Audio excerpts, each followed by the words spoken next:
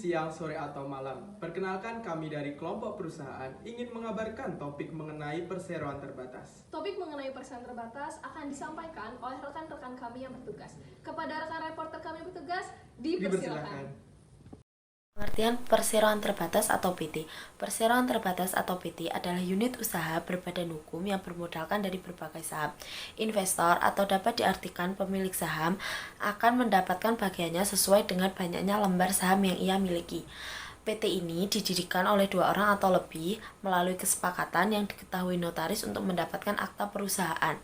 Kekayaannya dibagi menjadi 2, yaitu kekayaan pribadi dan kekayaan perusahaan, sehingga kepemilikan perusahaan dapat berganti tanpa harus membubarkan atau mengganti nama perusahaan tersebut terlebih dahulu. Perseroan terbatas terbuka. Berdasarkan Undang-Undang Perseroan Terbatas, perseroan terbuka adalah perseroan publik atau perseroan yang melakukan penawaran umum saham sesuai dengan ketentuan peraturan perundang-undangan di bidang pasar modal. Perseroan terbatas terbuka adalah perusahaan yang menawarkan penawaran umum saham. Perseroan terbatas tertutup, suatu perusahaan terbatas yang belum pernah menawarkan sahamnya kepada publik melalui penawaran umum, dan jumlah pemegang sahamnya belum sampai kepada jumlah pemegang saham dari suatu perusahaan publik. Perseroan terbatas kosong, jenis perusahaan yang memiliki badan usaha, akta pendirian dan izin usaha, tapi sudah tidak melakukan kegiatan usaha. Perusahaan kosong hanya tinggal namanya saja yang masih terdaftar. Biasanya perusahaan kosong memiliki utang besar yang sulit untuk dibayarkan. Perseroan terbatas domestik ialah suatu jenis perseroan terbatas yang terdiri dan menjalankan kegiatan perusahaannya di dalam negeri serta harus mematuhi aturan-aturan yang berlaku di wilayah negara Republik Indonesia. Perseroan terbatas perorangan. Perseorangan ialah suatu jenis perseroan terbatas yang sahamnya sudah dikeluarkan hanya dimiliki oleh satu orang saja. Orang yang mempunyai saham tersebut juga sebagai direktur di perusahaan. Jadi orang itu akan memiliki kekuasaan yang tunggal. Maksudnya menguasai wewenang direktur sebagai perapat umum pemegang saham. Perseroan terbatas asing, suatu jenis perseroan terbatas yang didirikan di luar negeri atau negara lain dengan mematuhi peraturan yang berlaku di negara itu.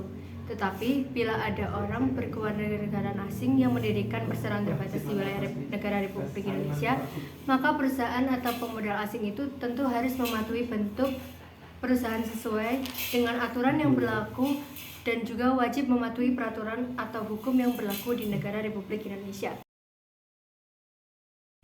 Yang selanjutnya adalah jenis-jenis asas. Asas ini dapat ditemukan dalam pengertian perseroan terbatas sebagai salah satu bentuk badan usaha yang berbadan hukum. Dalam Undang-Undang Nomor 40 Tahun 2007, Pasal 1 Ayat 1 tentang perseroan terbatas disebutkan bahwa perseroan terbatas adalah badan hukum yang merupakan persekutuan modal didirikan berdasarkan perjanjian. Dari definisi tersebut dapat diketahui bahwa PT sebagai salah satu badan usaha didirikan atas dasar perjanjian yang dilakukan oleh 2 orang atau lebih. Dengan adanya perjanjian para pihak yang dituangkan dalam akta notaris dalam bentuk anggaran dasar perseroan terbatas, maka berlakulah asas-asas hukum perjanjian dalam pendirian pelaksanaan perseroan tersebut. Asas-asas umum hukum perjanjian tersebut antara lain: 1. Asas konsensualisme merupakan setiap hak dan kewajiban serta akibat hukum dari suatu perjanjian akan mengikat bagi para pihak sejak dicapainya kata sepakat mengenai hal-hal pokok dalam perjanjian. Yang kedua yaitu asas kebebasan berkontrak.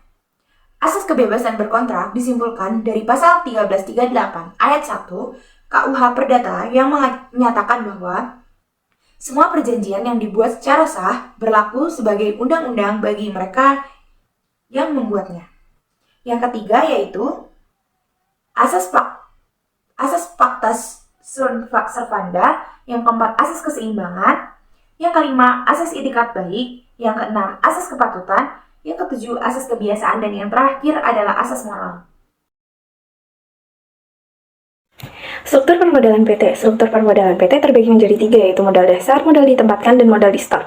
Modal dasar adalah jumlah saham maksimum yang dapat dikeluarkan perseroan atau jumlah maksimum modal yang tercatat dalam akta pendirian, sehingga modal dasar terdiri atas seluruh nominal saham.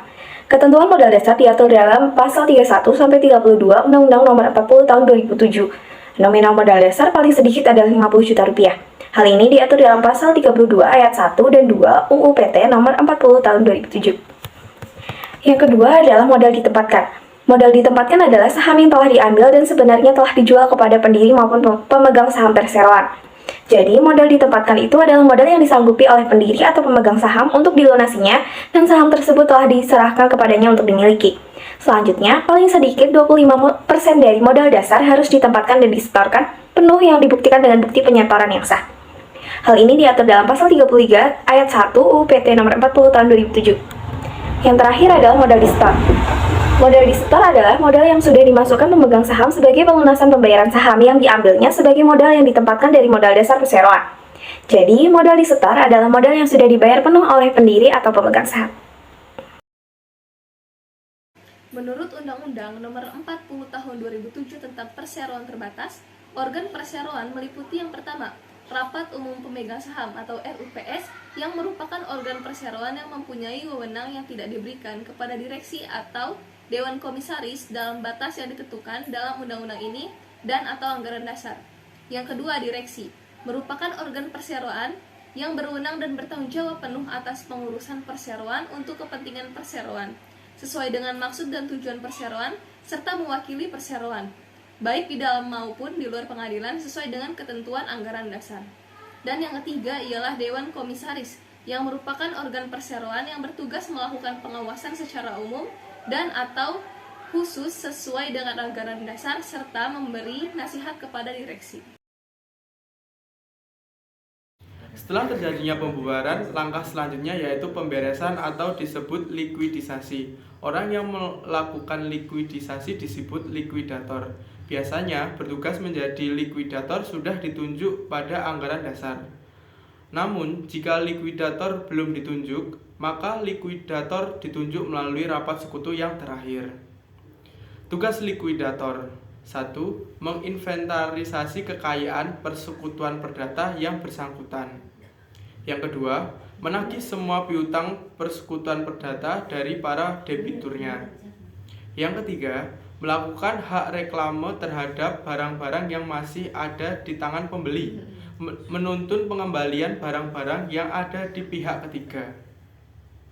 Yang keempat, membayar semua tagihan kreditur persekutuan, termasuk tagihan likuidator. 5. Membagi sisa keuntungan kepada para sekutu yang masih berhak. Yang keenam, likuidator dapat mewakili persekutuan di muka dan di luar pengadilan.